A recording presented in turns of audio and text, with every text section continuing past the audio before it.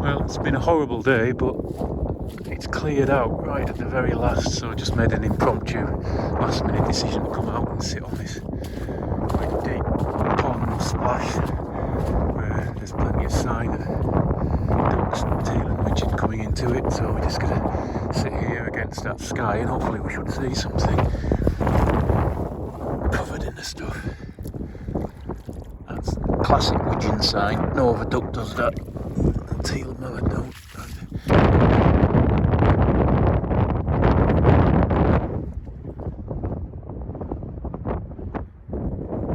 Not bad. Got the little 28 bore again.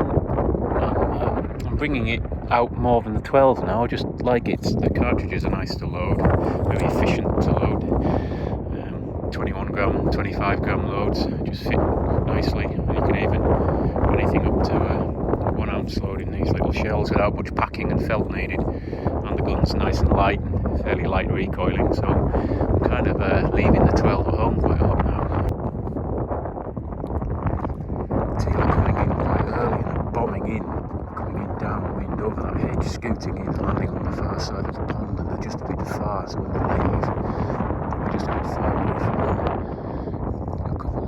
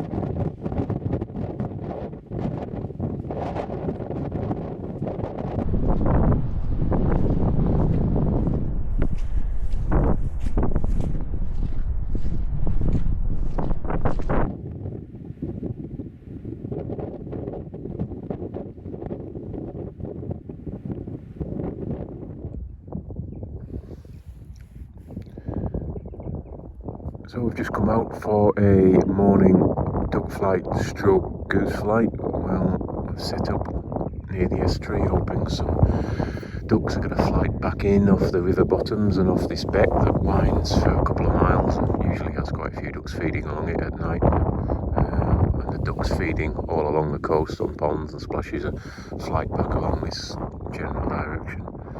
Quite a nice sky to see them. And then in about half an hour we'll turn around and get behind some net and see if any geese come off the estuary. Yesterday a small pack did, heading south at a certain time, so we'll be ready for them. Although they never seem to hold any kind of pattern, which is quite a good survival strategy. We'll hope that they do the same thing again and we can get under them. I've got the little 28 bore out again with some number 10 TSS.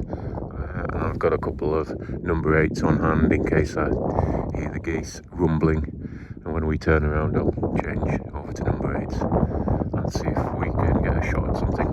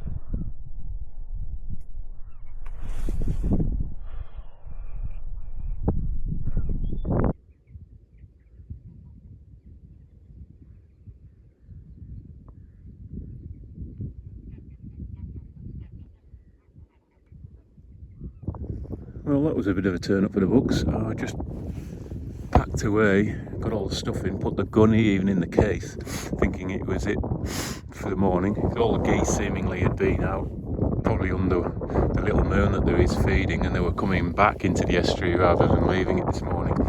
And a couple of groups had gone wide of me, and then I was just walking away and I heard some geese calling, and I crouched down, managed to get the gun out of the case and load up.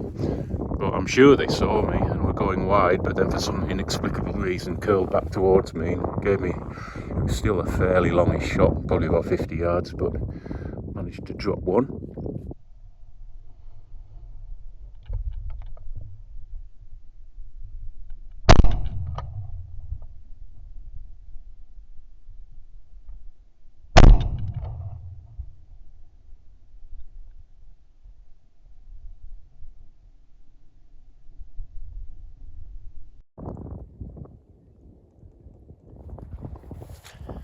So now it's light, I'm going to go and see if I can find that duck last night that planed away.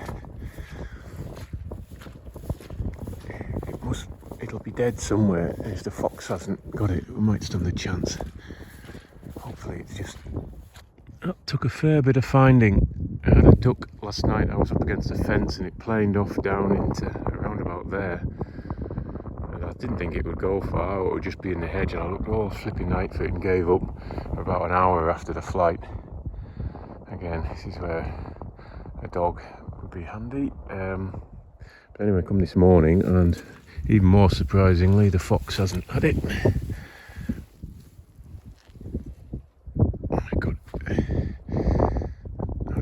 I knew it was, well, I thought it was a widgeon, it was getting dark, but a nice hen widgeon. So that's a result.